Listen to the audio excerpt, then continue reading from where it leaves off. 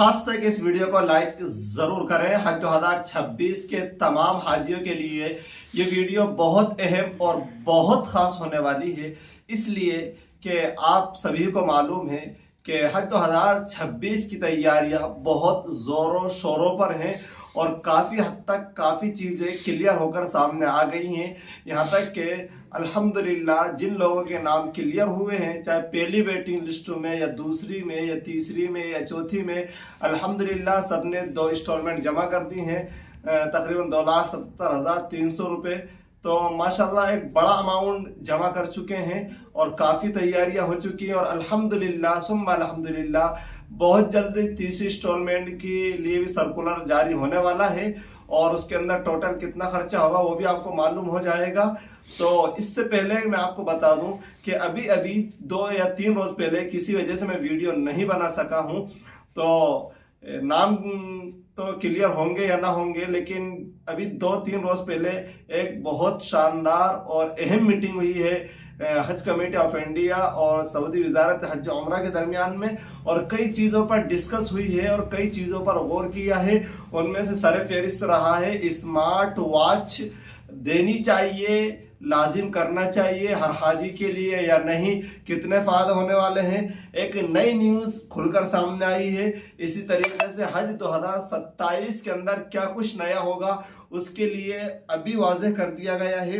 इसी तरह से जिन लोगों का नाम अभी वेटिंग लिस्ट में है और वो ये जानना चाहते हैं कि आखिर हमारा नाम वेटिंग लिस्ट में क्लियर होगा या नहीं होगा, और हज 2026 के लिए टोटल कितनी वेटिंग लिस्ट क्लियर होंगी और कहां तक क्लियर होंगी, क्योंकि 4 तो हो गई, आगे कितनी और क्लियर होंगी, इन सारी चीज़ों का खुलासा मैं इस वीडियो में आपको करूंगा और सारी चीज़ों की वजाहत करूंगा।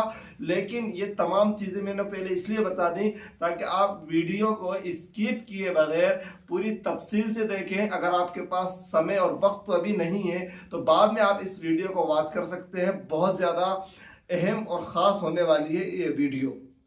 जी हाँ दोस्तों, तो सबसे पहले मैं आपको बता दूं कि हज 2026 के लिए टोटल जितनी वेटिंग लिस्ट क्लियर होने की है उनमें से आप अंदाज़ा लगा लीजिए। ये स्क्रीन पर मैं लगा रहा हूं, आप इसको देख लीजिए। यहाँ पर पहली वेटिंग लिस्ट में किस राज्य से कितने क्लियर हुए हैं, फर्स्ट नंबर पर, सेकंड नंबर पर, थर्ड नंबर पर, 4 नंबर पर दिखाया गया है, और फिर 5वें नंबर पे जो लाल रंग में ये लिखा हुआ है इसके अंदर इसको समझाने की कोशिश की है कि किस राज्य से कितने वेटिंग लिस्ट क्लियर हो सकती हैं, ताकि आपके लिए अंदाजा लगाना बहुत आसान हो जाए। तो इसमें सबसे पहले नाम लिखा है दिल्ली का। दिल्ली से जो वेटिंग लिस्ट क्लियर होंगी वो 1800 तक क्लियर होंगी, चाहे वो कितनी भी, ये आंकड़ा बताया जा रहा है, ये हतमी और यकीनी चीज नहीं है।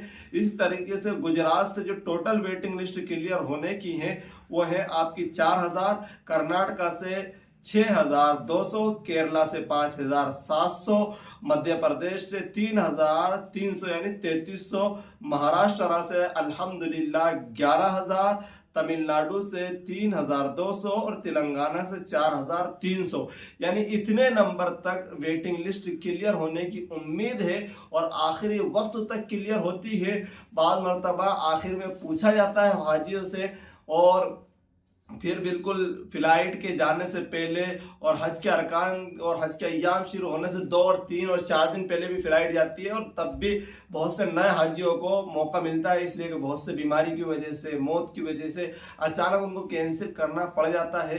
तो अगर अभी भी आपका नाम वेटिंग लिस्ट में है और बड़े नंबर पर है, और अगर आपको ऐसा लगता है कि शायद इस साल हम हज पर नहीं जा पाएंगे, तो आप अपने पैसे को इधर उधर न कीजिए, आप अल्लाह की ज़ात से उम्मीद रखिए। इंशाअल्लाह अगर आपके हक में जाना है और अल्लाह ने आपके मुकद्दर में इस साल ही हज को लिख दिया है, तो आपको दुनिया की कोई ताकत नहीं रोक सकती। बस आप सच्चे दिल से दुआ करते रहिए, सदका खैरात करते रहिए, और हर नमाज के बाद तलबिया अल्लाहुम्मा लब्बैक अल्लाहुम्मा लब्बैक लब्बैक ला शरीक लक लब्बैक इन्नल हम्द वन निअमत लक वल मुल्क ला शरीक लक, इसका विर्द करते रहिए। जी हाँ दोस्तों, अब मैं बात कर लेते हैं कि इस मीटिंग के अंदर हज 2027 के बारे में क्या कहा गया। तो कहा गया है कि फार्म इंशाअल्लाह हज 2027 में बहुत जल्दी जमा कर लिए जाएंगे और इसकी इत्तिला दी गई है। और साथ में ये जो मीटिंग हुई है, मीटिंग में कौन कौन लोग शरीक थे ये मैं फोटो लगा रहा हूँ, आप इसको स्क्रीन पर देख लीजिए। उसमें एक बात और कही गई है कि हुज्जाज को पासपोर्ट के लिए तैयार रहना चाहिए। इसका मशवरा दिया गया है, बहुत जल्दी आपके पासपोर्ट भी जमा कराए जाएंगे।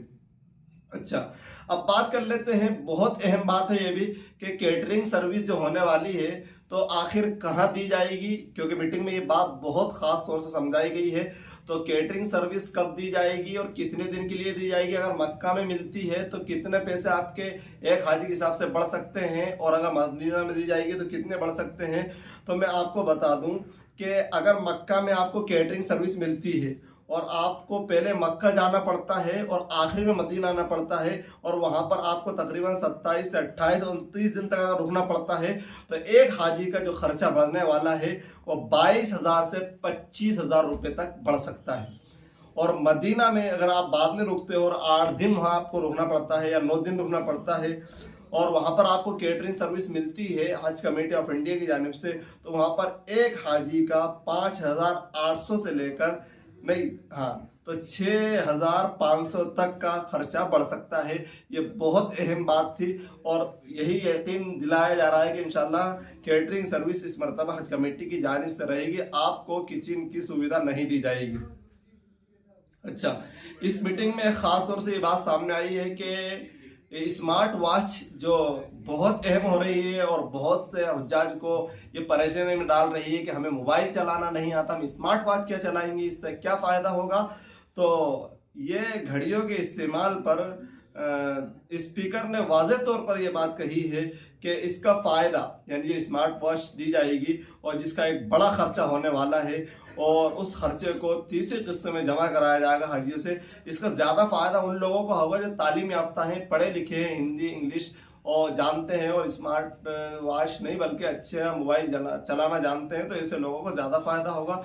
तो इस बात पर भी गौर किया जा रहा है कि आखिर इसको लाजिम किया जाए या न किया जाए, इसकी क्या तरतीब होना चाहिए।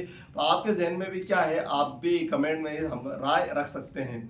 अच्छा, ये जो मीटिंग में लोग मौजूद थे, तो इसके अंदर बतौर ख़ास डॉक्टर चंद्रशेखर कुमार, सेक्रेटरी वजारत अक़लियत उमूर हज हुकूमत हिंद, और डॉक्टर अब्दुल फत्ताह बिन सलमान, नायब वजारत हज उमरा, सऊदी अरब ने हज की तैयारियों का जायज़ा लेने के लिए बातचीत की है, और दोनों के दरमियान में बातचीत बहुत अहम और बहुत ख़ास रही है। और पूरी मीटिंग का खुलासा ये रहा है कि कैसे ज़्यादा से ज़्यादा हज 2026 में हाजियों को सहूलत फराहम की जाए, और जो परेशानियां पिछले हजों में आई हैं, पिछली मरतबा लोगों को परेशानियों का सामना करना पड़ा है, वो परेशानियां कैसे दूर की जाए। इंशाअल्लाह हज 2026 बहुत अलग होने वाला है, यानी ऐसा नहीं कि अरकान अलग होंगे, बस सहूलतों के एतबार से, यहाँ तक कि मर्द औरत को भी अलग अलग रखा जाएगा। इसको लेकर भी लोग बहुत टेंशन में कि सब कितनी दूर होगा, हमारी एहलिया तो बीमार हैं, दवा गोली मेडिसिन की ज़रूरत पड़ती है।